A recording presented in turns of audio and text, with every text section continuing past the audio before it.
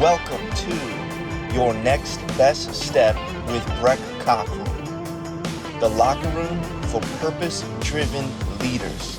This is where we slow down, reflect, and take our next best steps through real stories, practical strategies, and rooted leadership wisdom. Remember, the best leaders need a coach in their corner. Hey, welcome to Your Next Best Step, the podcast coming to you from the Leaders Locker Room. I'm your coach, BC, and this is the space where leaders get real about growth, about setbacks, and about the next best step that moves us forward. You ready? Let's go. Hey, today I'm basically running solo today, and just a little bit about, this is the beginning of my podcast journey. And what I wanted to do is you kind of use it as a way of illustrating for us, no matter what stage of life, where we're at in life, where we're at in our kind of our business or entrepreneurial kind of work, like what's the next best step? And that has helped me in so many ways personally. And I was a pastor for 25 years, and for most of those years, my why, my what motivated me, my mission was my what of how I tried to accomplish the mission that we had was I love to create environments and experiences that allowed people to take their next best step into relationships with God and with each other. And when I launched BC Leadership Co., and I thought about what is my role now as a coach, I'm not on the front end of it. I'm on the back side of it. I'm in support, which I love. It kind of gives me that AD. I was an AD not for very long, but I loved being able to support coaches, and that's kind of what my role is really as I'm coaching today. Is I'm more of an AD. I'm not the head coach of anything. I'm actually in the background supporting head coaches in various contexts, and you're seeing a lot of those that I'm coaching that I get to work with on this podcast. And so I really wanted this podcast to be a podcast that kind of isn't just, of course it's just me in the old locker room here. So it's not very glamorous, but I also wanted to be an encouragement to maybe somebody that's listening. Maybe you're young in your 20s and you think I'm not old enough to really do something. Or maybe you're in your 50s and 60s and beyond, and you go, I'm too old to start something. And one of the things that I just wanted to personalize for myself and also show my kids that you're never too young to start new, to start fresh. So that's a little bit about what's going on here. And today, I want to talk about something that I think is really so many of the leaders that I work with, whether it's vice presidents, CEOs, people at the top, mid management, executive teams, owners, operators. This one issue always seems to come up almost in every coaching session that I'm involved in. And maybe when I say it, you'll resonate with it. And it's actually how to give candid feedback with care. Like you got to have a hard conversation, or maybe it's not even a hard conversation, it's just another um, conversation that you're like, I wish I didn't have to have these conversations. But as leaders, it's mandatory. If we want the people who are working with us and for us to excel, if we want them to flourish, if we want them to optimize their gifts, their talents, we have to communicate. And I think one of the things that a healthy culture is that it embraces and people get comfortable with the uncomfortable conversations. And today, I just want to share a little framework that I kind of created, and it maybe it can help you. I know it's helped several leaders. It's helped me when I've had to have some candid conversations, and and so here's I'm going to unpack a few things. So that's what we're going to be talking about today is how to give candid feedback with care. And that's C.A.R.E. And we're going to use those letters to kind of break it on down. But before we do that, here's one of the issues that I think is really important is that feedback doesn't have to damage relationships. When you do it with care, it can build trust, it can sharpen performance and unlock growth, right? So often I talk with leaders, and it goes both ways. We need feedback as leaders, and often you'll hear me talking with people on the podcast, and this it's this basic question: what's it like on the other side of me? Dot dot dot. Really, what does it look like, sound like, feel like? This is a hard question. This is a question that's not for the shy of heart because it's hard. Um, it can be difficult to hear what it's really like on the other side of me, and you're like, really? And I've had that situation in my own life where people say, "Hey, this is how I'm experiencing you," and I'm like, "No, you're not." And they're like, "Yes, it is." And so it really kind of this question really started to kind of not haunt me, but to actually kind of follow me is like, if I really want to be my best, if I really want to optimize my leadership, there's intel out there that I gotta have. And I gotta know self-awareness. I gotta know that sometimes what is it like when I walk into the room? As for leaders, if you're a CEO, a vice president, a manager, do you know what it's like when you walk into the room? What's it like on the other side of your what you're saying, the way it looks, the way it sounds, the way it feels? All of those things are so important. And when it comes to feedback, it's really important that uh, we have feedback about what's it like on the other side of me, but we have to give feedback. It's not just the feedback toward us. We need to be good leaders and have feedback and give feedback for other people in our organization. So, why is feedback so hard for leaders? Why do so many of us either avoid it or deliver it in ways that shut people down or gets them defensive? I think there's three kind of problems that we see. There's an external problem. Leaders struggle to give feedback, candid feedback, without crushing morale. Like I don't want that. I want them to like it's not all bad, right? So I don't want to. If I say something negative, if I say something like that's gonna crush them, or maybe internally, um, you feel trapped, too soft, nothing changes, too blunt, and trust breaks, right? And then philosophically, here's the problem. We want to make sure that feedback should build people up, not tear them down.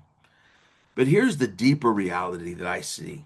Many leaders don't actually avoid feedback out of kindness.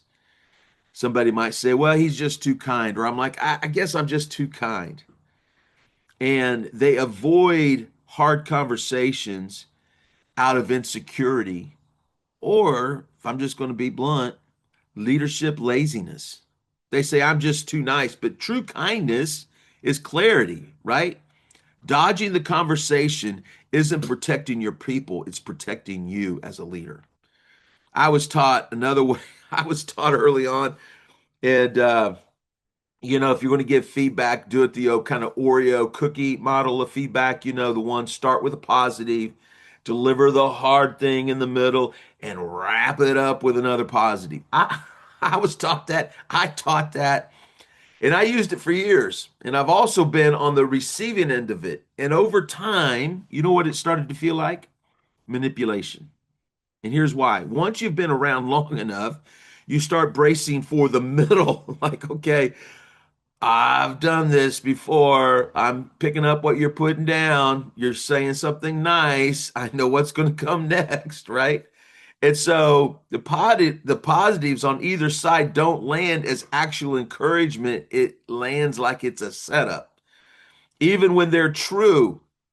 And so in that conversation, if you're using the positive, you get to the negative, it's not really encouragement, even though it might be true. And the conversation stops being about growth and starts being about like managing me, right? And that's when I realized something. The Oreo model often protects the leader giving feedback more than it serves the person receiving it. It's more about my comfort than their development. So the positive, negative, positive approach isn't so much about development as it is about mitigating my own discomfort as a leader when delivering the feedback. It's self-protection disguised as kindness. That's why I built the CARE framework. It doesn't hide the tough stuff.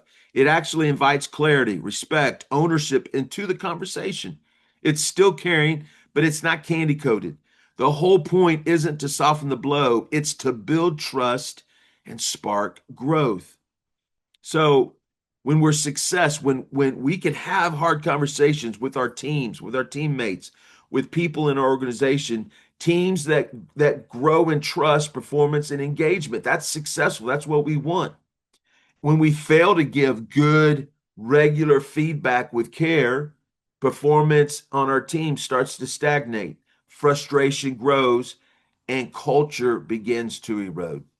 So I get it. I've wrestled with this as a leader myself, and I've seen the cost of getting it wrong.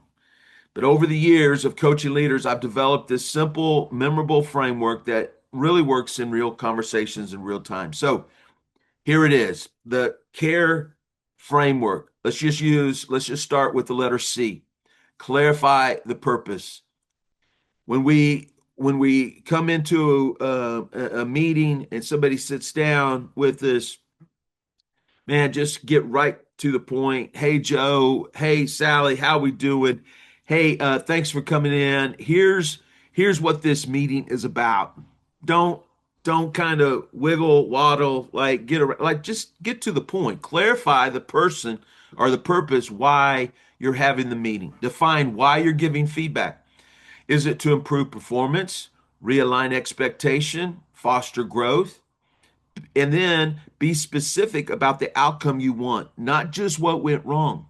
So many times as leaders, we like, oh my gosh, that really went bad. And so we talk about mostly the things that went wrong and we're trying to fix it and we're trying to kind of fix them. But what we want to do is go, here's the outcome that we're hoping for. This is what we were shooting for. This was kind of the preferred destination. Example, hey, uh, I want to help you improve in a specific area so you can be even more successful in your role. It might be in your presentation to the board, it might be your presentation or how you interact in a staff meeting, right? So clarify the purpose. A, ask and acknowledge. This is so important. This is a two-way conversation instead of just delivering the feedback, right? So you want to ask for their perspective. So C, clarify the purpose, then ask and acknowledge. Hey, how do you think that went, Sam? And then be quiet. Don't tell him what he thinks or how it went because you want to hear how he or she really thought the event or how it went. And I'm just going to add, this is for free. Connect before you correct. You see, when we're genuinely curious and we're not certain that this was what he was thinking or she was thinking, when we're curious and we have a posture of curiosity versus a posture of certainty, I think I know what, is going on. Man, now you're getting some good feedback. So ask for the perspective. How do you think that went? Be quiet, listen, and then acknowledge effort and intent, even if the outcome wasn't ideal. Like none of us bats 1,000.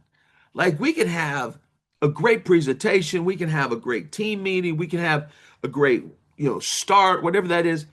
And there might be a few things that didn't quite line up the way we want. Like none of us are perfect, but we do need to acknowledge effort and intent, even if the outcome wasn't ideal. So here's an example.